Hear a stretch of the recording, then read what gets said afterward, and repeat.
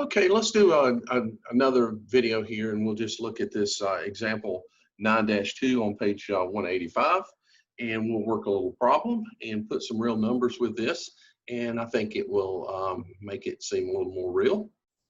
So here's the thing that we're looking at, right? We've got a source voltage, we've got a magnetizing current that's created, connected to a coil. There's an induced voltage on the coil. And this is the key to notice the difference between these two. They're not the same. This is an induced voltage, this is a source voltage. And so in example 9.2, he's given us the following. He says we have a coil that has 90 turns, and it is connected to a 120 volt, 60 hertz source, and that the magnetizing current is 4 amps. You know, all things that we could absolutely verify, right, with basic meters and counting, right, if we need to count the number of turns on the coil. Okay, so the first thing he's asking us, what is the peak value of the flux?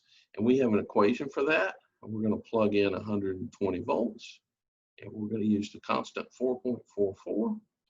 The number of turns is 90, and the frequency was 60. And if we run that through, we're going to come out with 0.005 or 5 milliwebers. Okay. So that gives us part A. Now, the second part of this is something that we don't need anything from this chapter about. Part B says, what is the peak current? Okay. So what is the magnetizing peak current?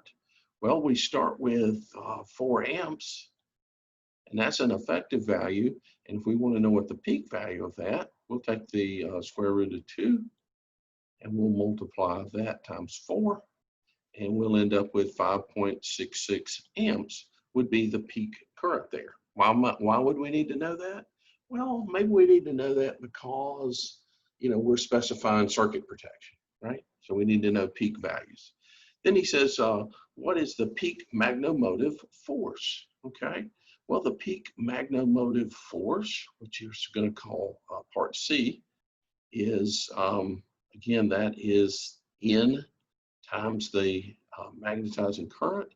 And if we have 90 turns and we're using a peak current of 5.66 amps, then the peak magnomotive force would be 509.1, and this is current times turns, so it's going to be ampere turns of magnomotive force. Okay, now the flux is equal to 5 milliwebers at the instant the magnomotive force is 509.1 ampere turns. Okay, so just nothing hard here, just defining terms, so forth and so on.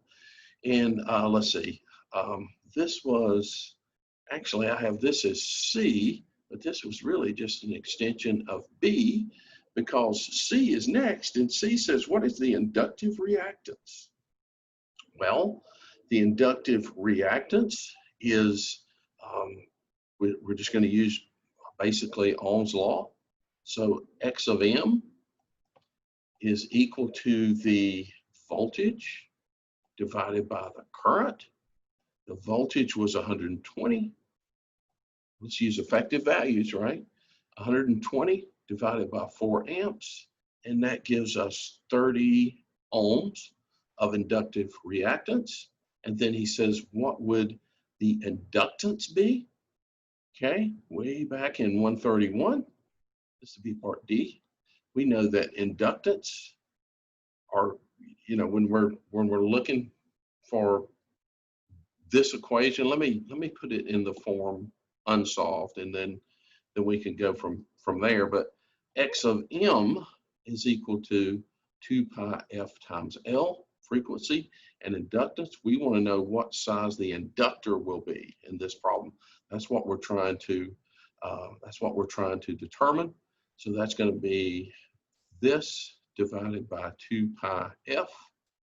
This was, I lost my train of thought here. This was, excuse me, this was 30 divided by 2 pi times 60.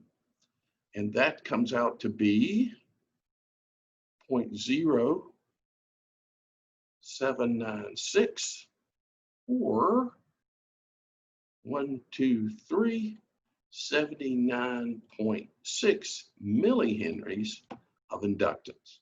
So if I'm wanting to, quantify this and say, hey, how much inductance is created by these conditions, that would be my answer there. Good problem, good problem. It hits some of the main points of this. Make sure that you're comfortable with that and that you've got a good understanding of what's going on and dig into the particulars of this, understand what everything is. And if you get this up front, when we get into a little more complicated study about the transformer, it'll make much more sense for you.